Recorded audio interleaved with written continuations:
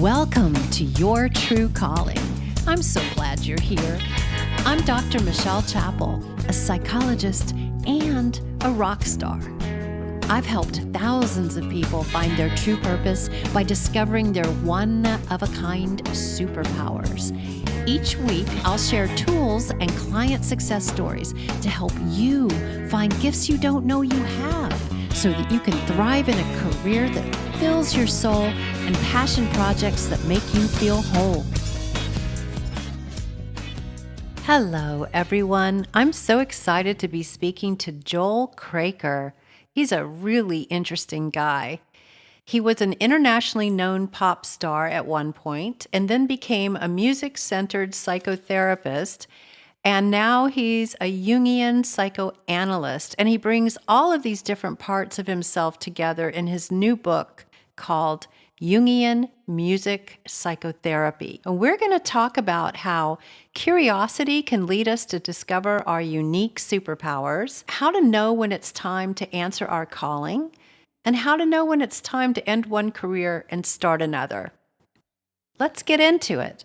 Hello, Joel. I'm so happy that you are on my podcast tonight. Thank you so much for being here. My pleasure. Good to see you. Good to see you too.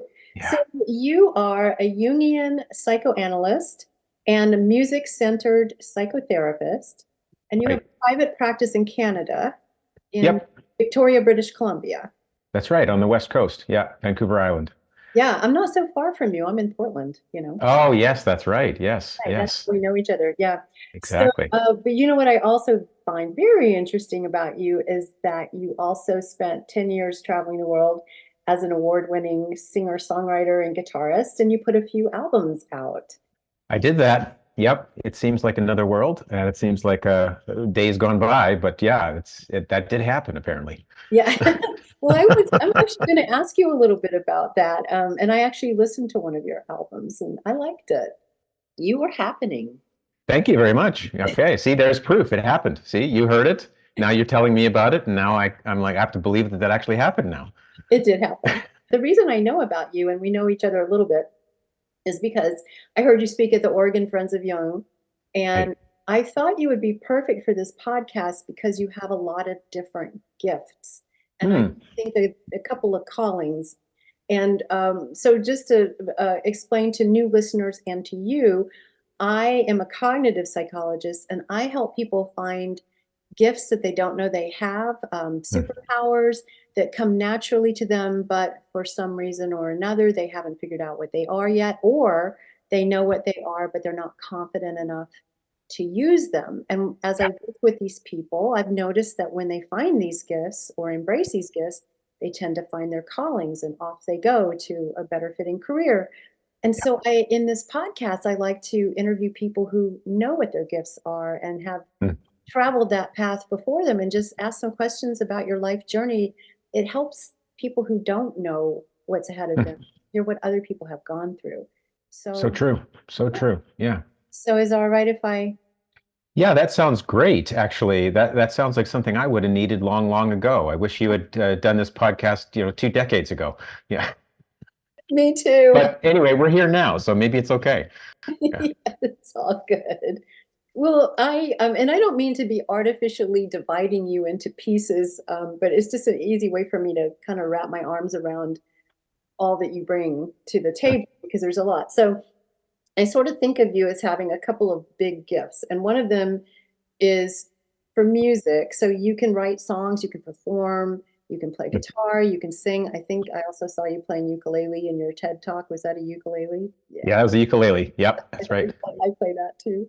Oh, you do? Great. Yeah, I do. It's a great little instrument. But you also have another calling or group of gifts that involves using therapy and psychoanalysis to help people.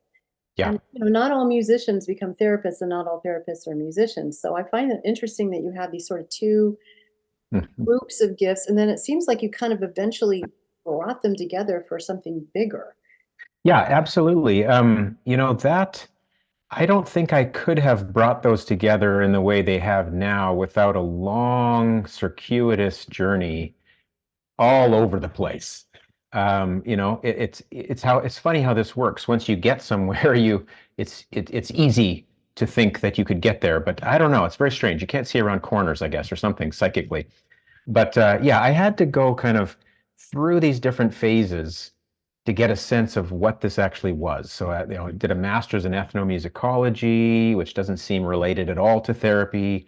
And then I did this, decade of traveling around as a musician, and then went back into the university, did a degree in music-centered psychotherapy. That's where things started to come together, but that was more kind of connected to music therapy, really, like thinking about it and that didn't include so much of the depth psychology, Jungian symbolic lens.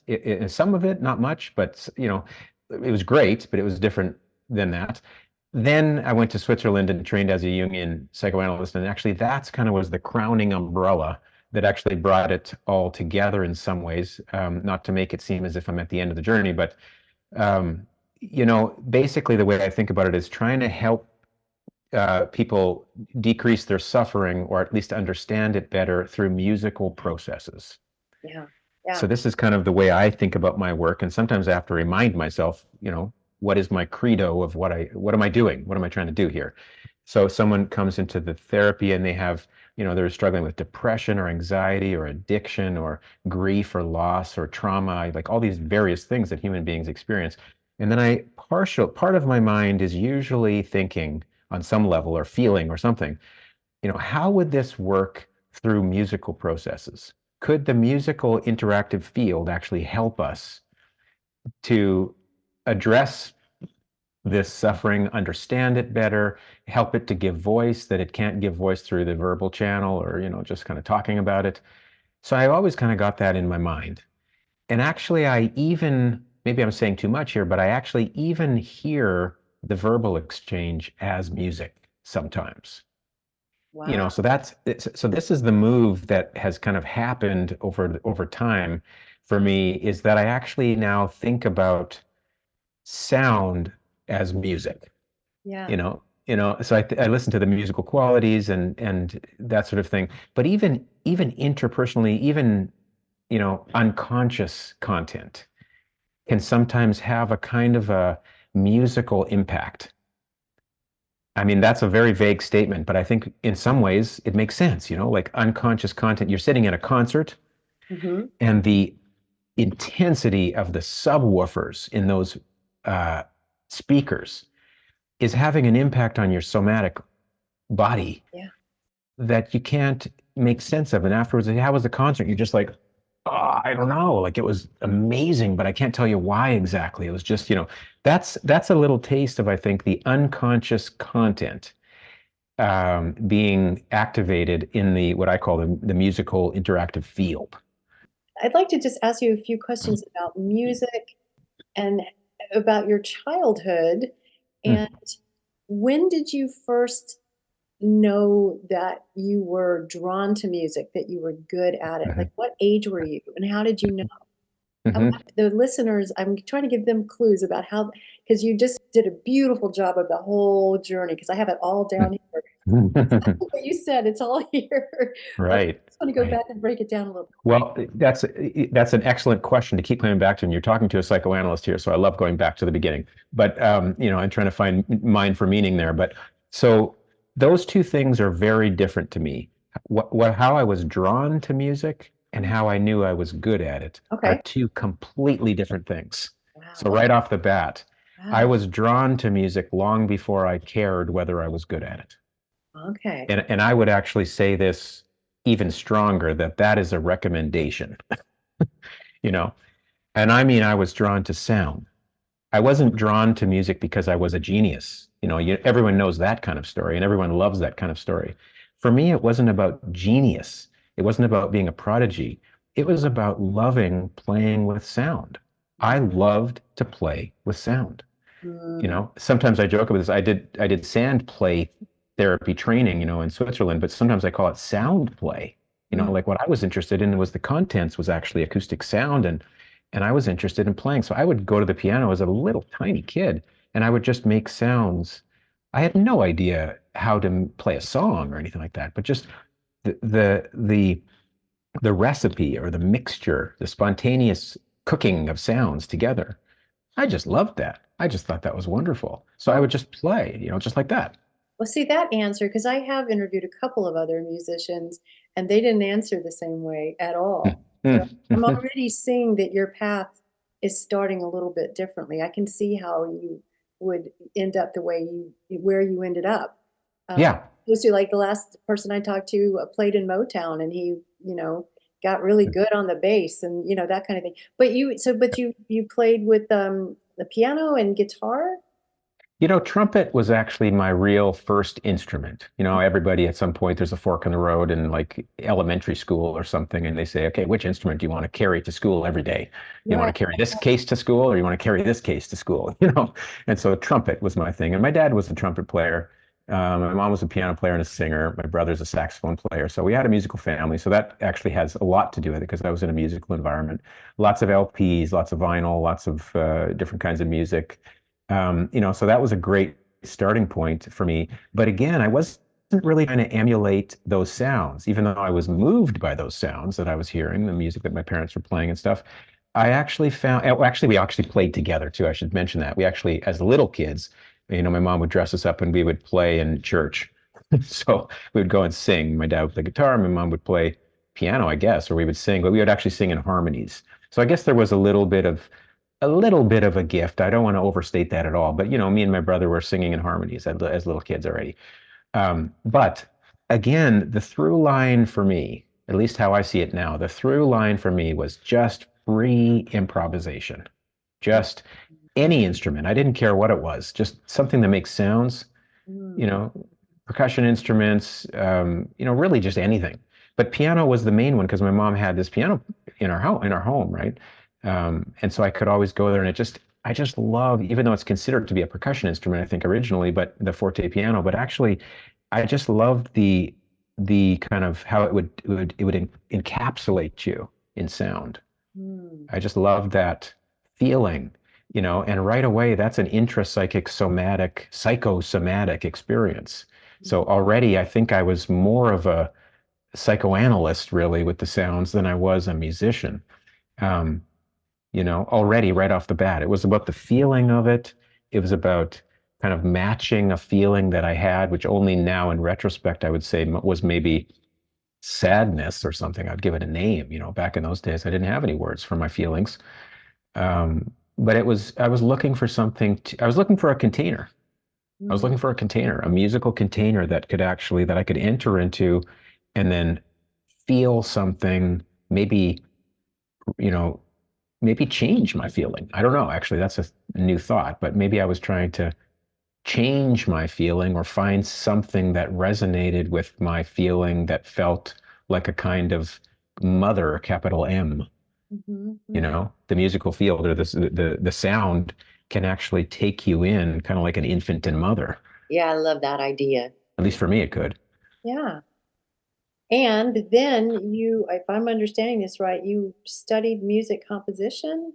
Eventually, I did. Yep, yep, yeah. That was my first degree, was musical composition and guitar performance. And I would say that actually was a really helpful starting point because the composer has to think about, this particular note, but also the whole piece and how it fits in, and maybe even think about their whole musical approach, which is a meta narrative of what does this note mean to me?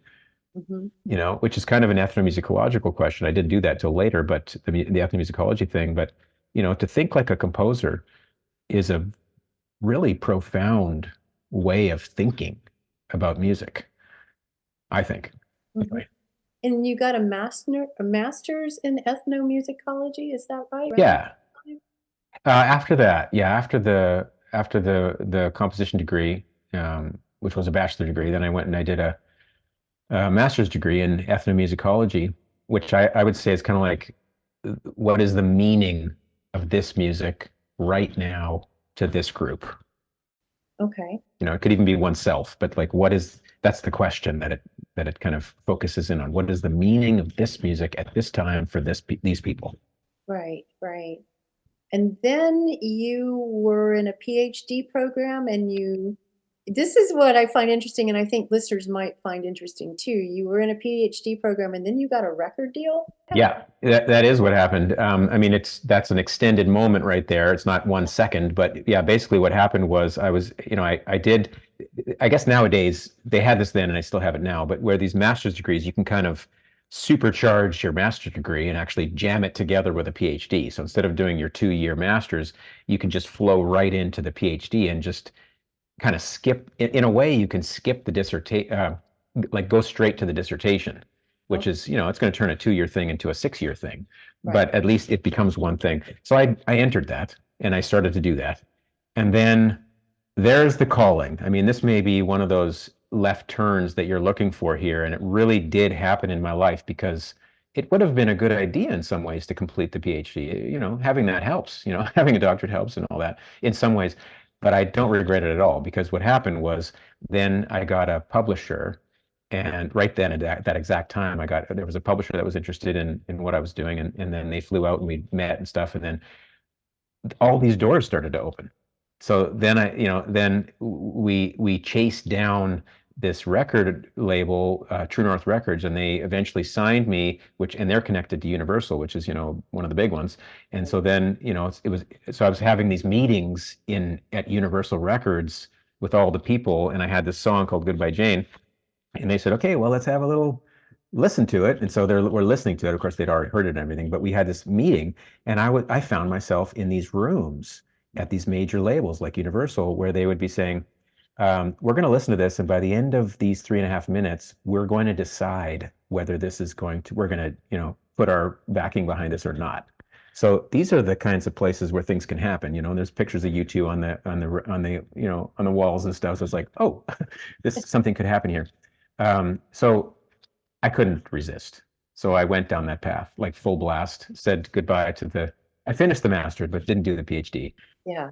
And then entered about a 10-year massive rabbit hole. I'm curious about this because I know everybody always talks to you always about your psychotherapy and psychoanalysis, but I'm also interested in your music career because I also left a career in academics for a music career. Oh, there you go. See, I'm not alone.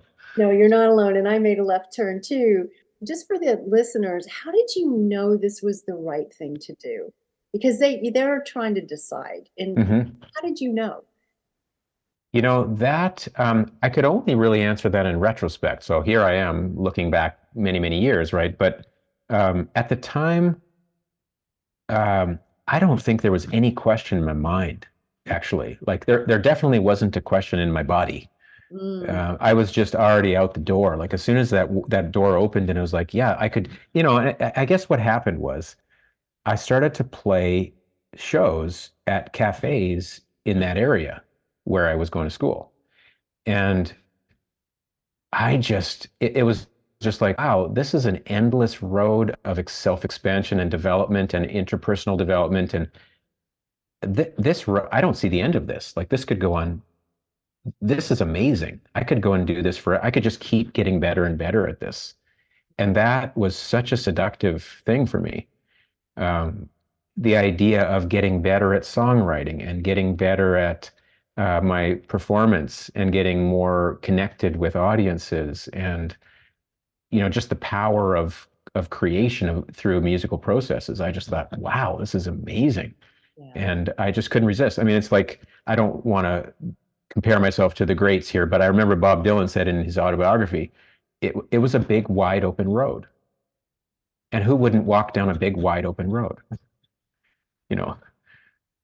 That's what it was.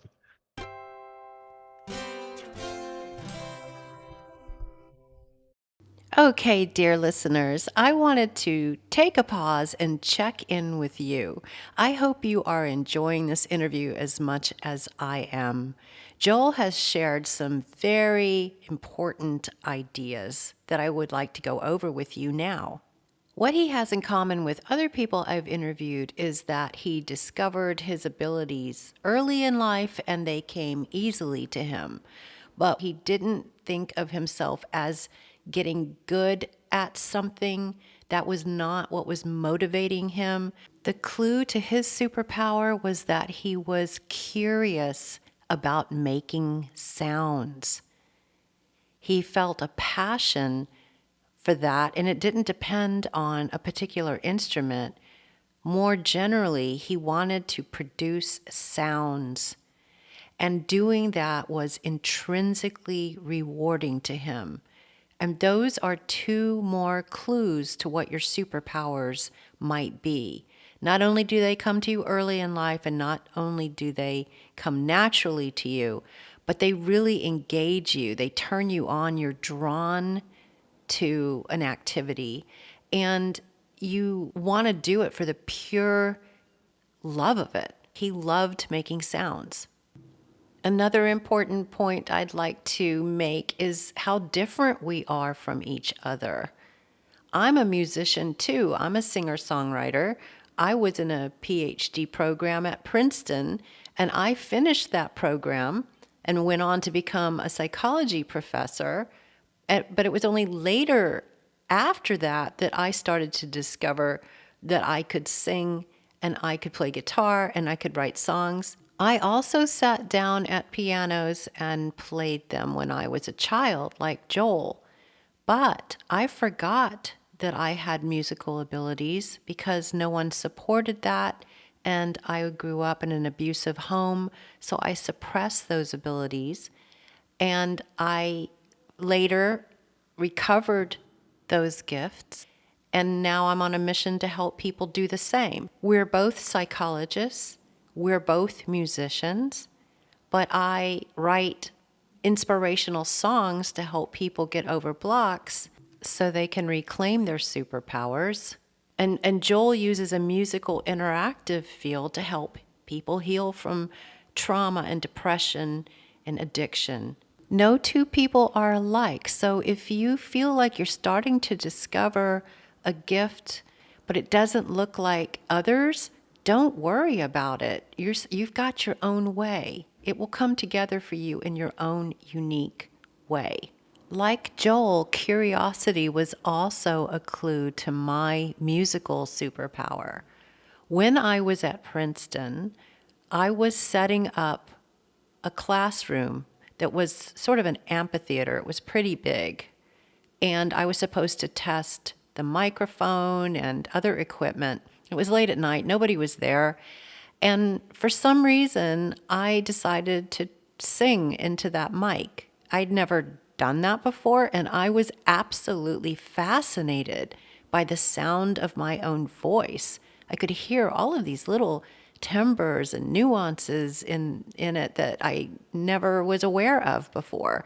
And I think in a little way I might understand what Joel is talking about, being encompassed in a musical field, because my voice filled up that amphitheater and I felt like I was in a very safe container. However, I forgot all about it because it didn't match who I thought I was. So I went back to my room and I started grading papers.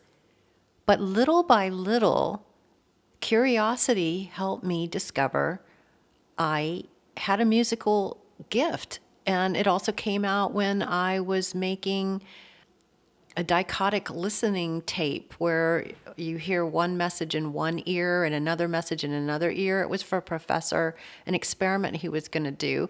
And since I was able to, make this tape, I learned how to do it. I decided to sing in one side and do harmonies on the other side. And I accidentally left the song at the end of that tape, and students were in the experiment. And I remember I remember one girl came out of the room and she said, "Is that you singing?" And I was embarrassed that it was there. And I said, "Yes, that was me." And she said, "That's really good." So one little curiosity led to another little curiosity, led to another. This is how it may unfold for you too. You keep doing it because it's intrinsically rewarding. That's what keeps you exploring. So what are you curious about? What do you have a passion for? What draws you? It doesn't have to be a job. It doesn't have to be a profession. In fact, if you can do it as a side project or a hobby and just enjoy the process, it will unfold before you. And, Joel was singing in cafes while he was in graduate school, and I was singing in clubs when I was a professor. We both had dual existences, sort of like Clark Kent and Superman. And by doing it that way, by exploring something that really has a lot of heart and meaning for you, but taking the pressure off of it and just doing it for the love of it, the curiosity of it, you can develop it. And when the time is right, you can perhaps make it a career. But don't put that pressure on yourself. Just take it one step at a time. Let it naturally unfold. You'll know it's the right path if you feel like you are growing and expanding. Next, Joel and I are going to talk about why it's okay to fall apart and how that can help you find your greater calling. Let's go. Okay, so you were going to school and also playing gigs. Yeah. Yeah, okay. Yeah. You were doing both. I was definitely kind of burning the candle at both ends there. I mean, but there was maybe that's another answer to your question. There was so much energy released in me when these doors started to open to the publishing industry and to the, label and getting the label and getting help with management kind of stuff. And, it just opened up so many doors that the energy, I mean, Carl Jung would say this is sort of the canalization, a canal of energy is opened up and the energy just comes flying out. Some people might even go so far as to say it's a kind of a Kundalini experience. It wasn't quite that intense, but it was like, yeah, there are kind of manic moments where you're in the creative process and it's hard to contain. It's hard to contain that much energy. Yeah. And that's part of what drew me in. It's just a really exciting and wild experience. Like there are conflicts too. I don't want to paint it as if it's like, yay, rainbows and roses here. It was hard in many ways, even right from the beginning. Yeah. Waiting on the record labels to respond, that was really hard. Like waiting their time limit, their kind of time frame is, they think in years and seasons. And as the artist, you're thinking in seconds. Like, I send my greatest song I've ever written and I want a response and I don't hear back for like 8 months, So it's crazy to have to contain that much energy. Yeah. Plays havoc with your relationships and with your body. Yeah. Well, you had an independent release before you got signed, right? Yep. And that one won some awards. Yeah, well, that's what happened actually. I won a songwriter contest, and through winning that contest, I won 6 hours of studio time. Oh. And at that point, I didn't even have a demo. And so I was like, great, I'll make a demo. So I went in there and and I had so much material. My whole life, I'd written songs, right? So I had so much material. I just blasted through and created the album in like 6 hours. Wow. And then combined that with a whole bunch of stuff I'd made as a teenager with a 4-track, with a Tascam Portastudio. And so I just put that all together and that was my album. Wow. And that's what I shopped into labels. Wow. And what I know is that you had 2, Melodrama in 2004 and Closer to the Flame in 2007. Those are the ones I know about. Yep, those 3 albums, that's it. Those 2, and then Naive Bohemian is the first one. Yeah. Okay, yeah. I have your discography in front of me. I actually listened and watched your music video for the single for Closer to the Flame. You definitely had it going on. Thank you. Because I was in that world too. So, and I know it's hard. It's hard being a woman in that world. But I can imagine. Yeah, that's another whole element, isn't it? Wow. Yeah. But okay, so just for purposes of giving listeners hints and clues, so you knew what drew you in, but after a while, you were ready to go, it sounds like. When did you know it was time to move on? Yep. Well, there were a number of factors there, but one of the major factors, I think, this is my narrative anyway that I'm left with, the whole music industry and the whole world completely changed around 2008. So record labels started to eat each other alive and turn into just a few. The whole online thing happened. Right. Piracy exploded exponentially. And record labels had to actually were back on their heels trying to figure out how to monetize, because they're all about well, it's true actually, they're all about the money. So all about the bottom line. And that had a big impact on those of us who were actually signed to labels. But that's the whole external story. But I think the internal story for myself, like sort of intra-psychically in terms of my own energy, the libido energy for the whole thing dropped out. Yeah. I don't really know exactly why. Maybe it's partially because it dropped out of the whole collective system, but somehow for me, it was like, that is enough for me. Hmm. Thank you very much. And then I got, and then I got terribly interested in music as therapy, Yeah, I wanted to you ask. know?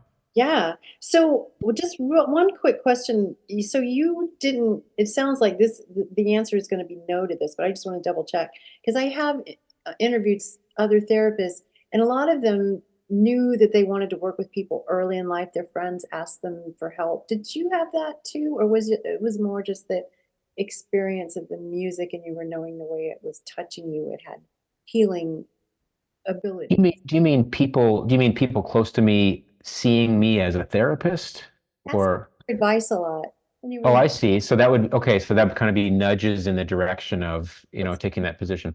Yeah. Um, I'm not sure. Like as a musician, well, maybe you know this too. I don't know if this is true for you, but um, the enterprise of being a musician has to be so narcissistic. I know. I mean, it's absolutely essential, unfortunately, that it has to be so narcissistic because it takes so much creative energy that you have to prioritize it over everything. Yeah. We were driving, like I was the band leader and I'd have my band and we'd be driving in Canada, it's 10 hours between cities, okay? So, we would play a show until like 2 in the morning. Then I would be the driver and I would wrangle my band together, drive to the next place, get there by, 6, 7, 8, 9 in the morning, and then collapse in bed for 2 hours and then start going doing radio interviews and then, meeting with people and blah, blah, blah, right? And then another show and all that stuff. And you do that for years and it really never ends. And so it has to be, so, you're going to have a family? Not really. Are you going to have any relationships that are lasting? No. Anything that, it's just deadly for all that other stuff. So you can't really be a therapist in the midst of all that. You can barely even have friends. Yeah, I know. I You know? totally get that. I was just wondering if as a younger person before you started that whole thing, if people tended to come to you for advice. Because some people have told me that's something that not all of them, but some of them have noticed that. I had a little bit of feedback that I was a good listener, mostly because I was so introverted, I think, as a kid. I don't know if they were misunderstanding my introversion for listening.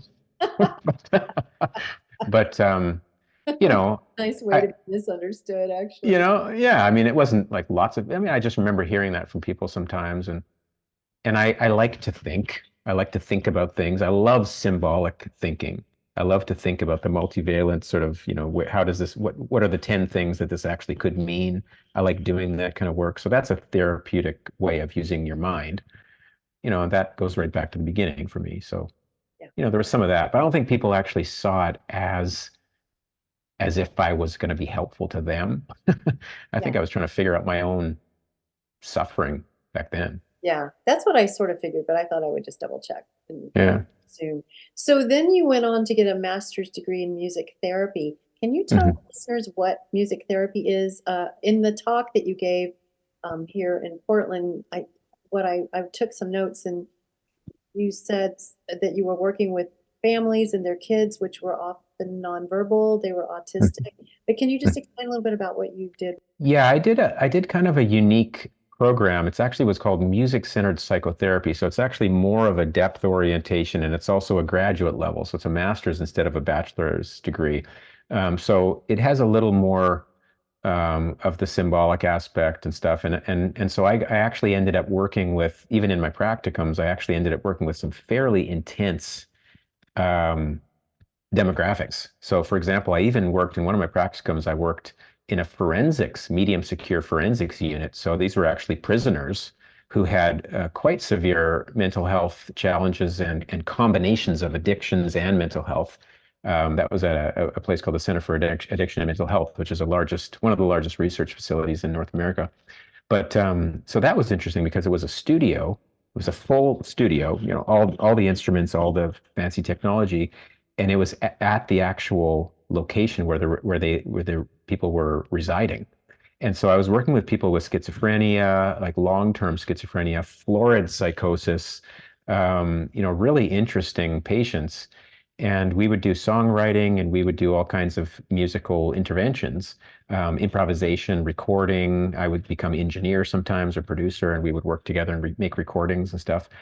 And one little tiny vignette here, the psychiatrists in that institution would sometimes actually choose to have their meetings with the patients after our music therapy sessions because for some reason, mostly songwriting, it actually had an impact on the executive functioning of the patients so that the patients could actually speak more clearly and in a more linear fashion to answer the questions of the psychiatrist, which was usually about the medication.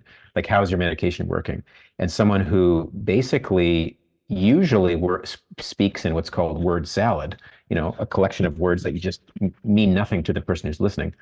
They would be able to string sentences together and the psychiatrist would go, oh, thank you for telling me that. And they would write it down and they eventually realized that this had something to do with the music therapy. That's so cool. It's not permanent. Unfortunately, it's not permanent, but it has a kind of an impact on the organization. It seemed to anyway. So I did that, yeah. Well, and then, and actually for listeners, if you could explain who Carl Jung is, because I know that you know who he is and I know who he is. I don't think everybody knows who he is. Sure. Yeah. Carl Jung was a Swiss psychiatrist actually in the early 20th century. He died in about 1961. So his career spanned, from early 1900s to up to about 1961. But he was a Swiss psychiatrist who discovered, he worked with Freud originally, and then they had this huge breakup basically early in his career, which kind of sent him into almost psychosis. I mean, who knows how serious it really was in terms of that. But then he created something called the Red Book, and that was the beginning of everything he did after that. Basically, was how he made it through that almost psychotic experience, and that's why he's one of the more interesting characters in the history of psychoanalysis, because he actually had his own extended breakdown. Or breakthrough, just depending on how you see it. And that helped him see his callings as he went along. And then he contributed quite a bit to people like Joseph Campbell. Like, this might be right on target with your folks here and your topic here, because Joseph Campbell's collecting of the hero's myth, very connected to Jung's work. First half of life, second half of life, sort of ego orientation to a self orientation or purpose. The difference between a job and a vocation, that kind of thing. And then of course, Jung also contributed a lot to the world of AA, Alcoholics Anonymous. The founder of AA actually connected literally with Jung through letters, and that helped. So, he had a huge impact on many people in all kinds of different ways. Yeah, thank you for explaining that to listeners, because, I was going over my notes before we are talking now, and I was thinking, if people who don't know how amazing Carl Jung was maybe wouldn't understand why you would pick up and go to Switzerland to study Yes. there, but that's what you did. Yeah. So why did you do that? It's such a funny thing because the people that study at the institute, there's lots of institutes around the world for Jungian analytical psychology, but that one is considered to be sort of the mothership because it's the original one that was started, I guess, in the 40s. 1948 or something like that. And Jung was around at that time, right around there. And actually, the institute itself is just a few doors down from Jung's house, just on the other side of Tina Turner's house. You just pass by Tina Turner's house, and then there's Jung's house. So, she just passed away recently. And so it's kind of an interesting area, But so yeah, why does anybody do that? It's a really, really good question. And if you ask anyone at the Institute, it's this massively international collection of the strangest collection of people.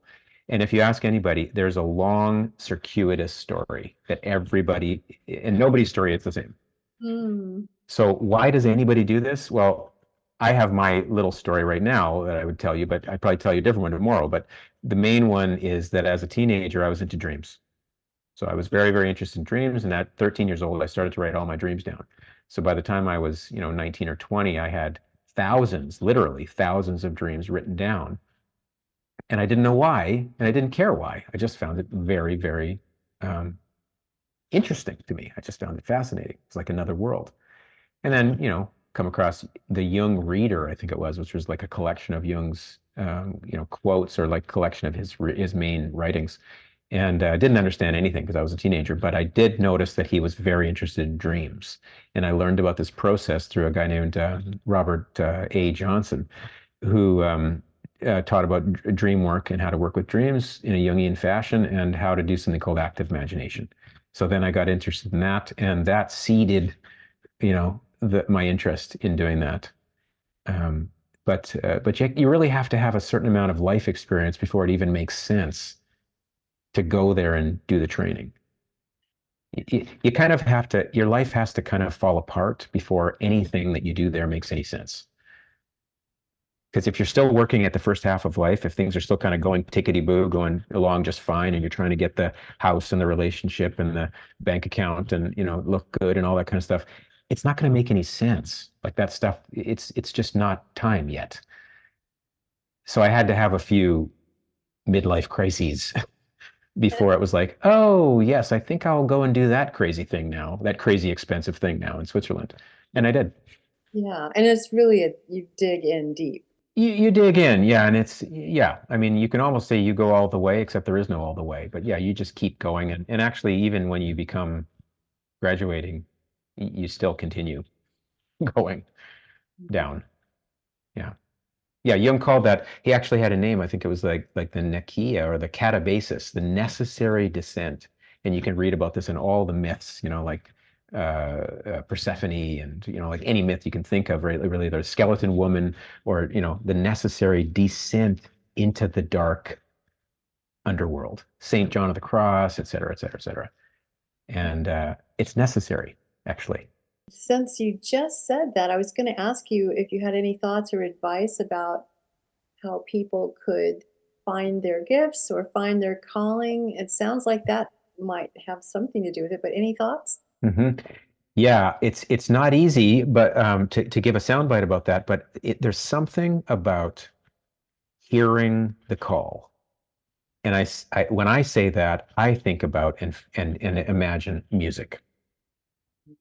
Hearing the call, the capacity to hear what you can't see, the capacity to hear what you can't even feel, like to actually hear around a corner, something you can't see, you don't know what it is, you don't really even know.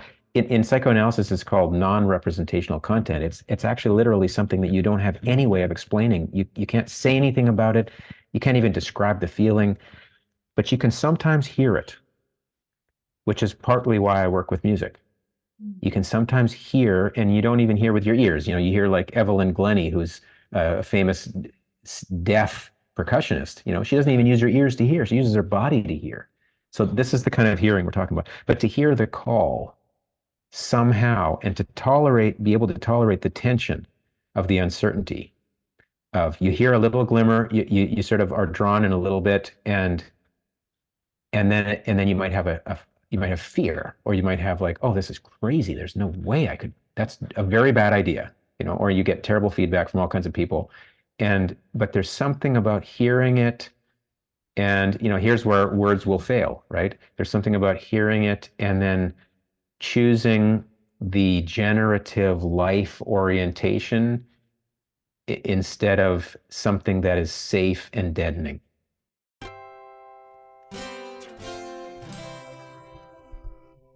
I just love that advice.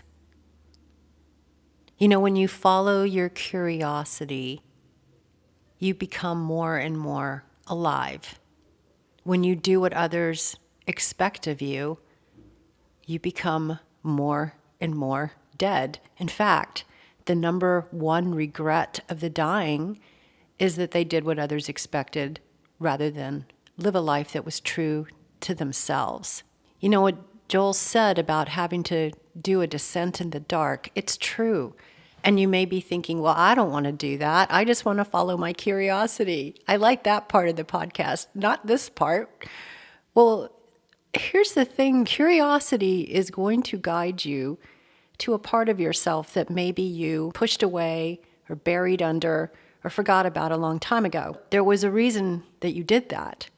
Perhaps you buried your knack for drawing because a teacher shamed you for a picture that you made in class. Or maybe you buried a gift because your parents didn't value it, they ignored it. There's a wound associated often with gifts that are not presently in our lives. We push them down because there's some sort of pain associated with them. And I know this territory well because the reason why I forgot I was good at music was because I had a traumatic childhood, and the way that I dealt with it was to dissociate when bad things were happening to me. And music was my safe haven. I remember when I played the piano, it was like I was in heaven. There was a bright light. It was my safe haven. But unfortunately, because of all of the abuse, it started to become associated with feelings of shame, and so I buried it.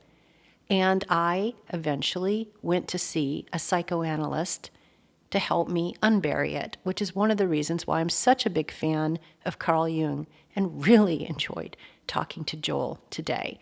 So, when you follow your curiosity, when you do things that are intrinsically rewarding, that will lead you to your true vocation. It may also lead you to some old wounds. Take heart. It's part of the process. We all have to go through it to heal. And there's nothing quite as beautiful as being able to wrap your arms around an earlier version of yourself who is hurt and heal those wounds. The reward is that you get your gifts back and that you get to live a life that's true to you, to find a career that has meaning and purpose, and friends who support you just the way you are. Thank you so much, Joel, for sharing your wisdom with us today. I so appreciate it. I'm including links to his wonderful TED Talk. I really think you should check it out. It's really cool. And his new book. Thank you, Joel.